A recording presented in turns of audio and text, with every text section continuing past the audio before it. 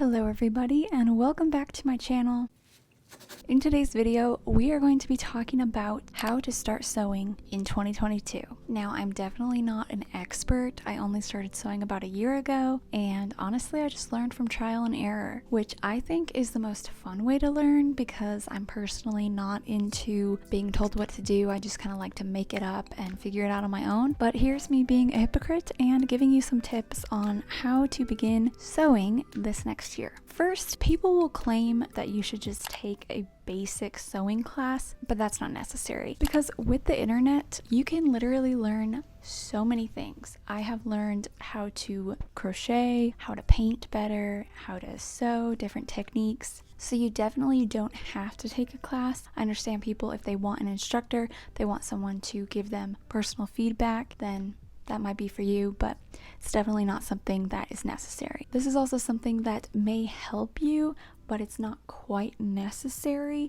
is to invest in good sewing scissors. I literally just use little kitty craft scissors and it has worked. Some people get those little rolly things if you've seen them, and like a sewing cutting mat. That's not necessary. Just work with what you have. It's also not necessary to get expensive fabric from the fabric store. I practiced and learned all on thrifted bed sheets or thrifted fabric. It's much cheaper than going to the craft store and getting fabric from there. You'll probably make some really crap items that are unwearable at first, so it's good to just, be able to throw it away and not feel like you wasted a bunch of money on expensive fabric. And lastly, it is my opinion that you don't need to invest in patterns, which can be like $20 or $30. You can find them at the thrift store, but I just use my own clothes and I will use that as a pattern.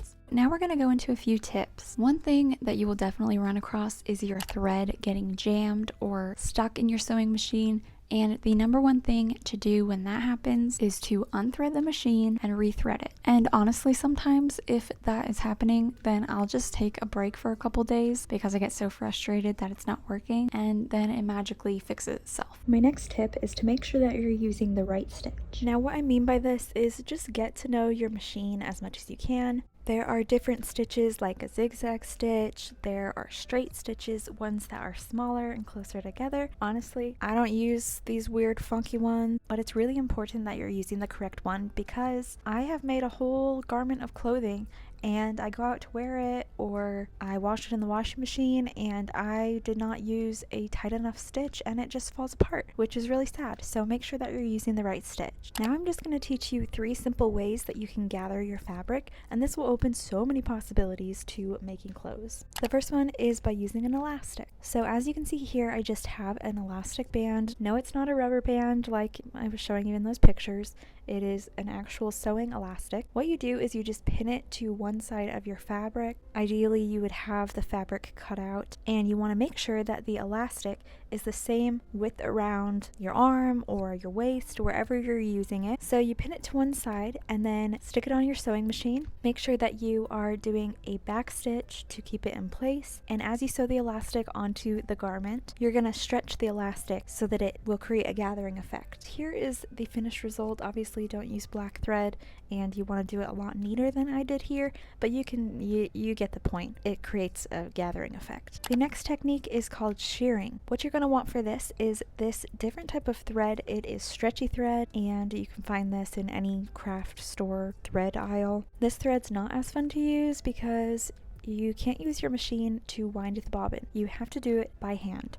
So as you can see here, I am winding the thread onto the bobbin, and make sure that you do not pull and add tension to that thread. You don't want to stretch it at all. If you do it too tight, it won't come out of your machine. And my video clip ended up terribly. The shearing didn't work, honestly, and so I'm showing you this other clip. This is not me. What you're going to do is just sew in straight horizontal lines back and forth on your fabric, and as you continue to go, it will create that scrunching effect. It is just crazy. Once I learned how to do this, I noticed it on so many garments. When I would go to the mall or shopping, I would notice that there was shearing on it, and I was like, oh my gosh, I can make this because I know how to shear fabric now. The third one is ruching. The way that you do this is you want to make sure your machine is on the longest straight stitch, and you are not going to backstitch. That is very, very important. You just sew all the way around your garment. When you reach the end, you want to make sure that the tail of both of these threads are really long. There will be 2 threads in the front and 2 threads in the back of the fabric, and all you do is you take one of them and you just start gently pulling on it. You want to be so gentle because it can break really easily and then you have to restart, but you just start pulling on it and it will magically start scrunching.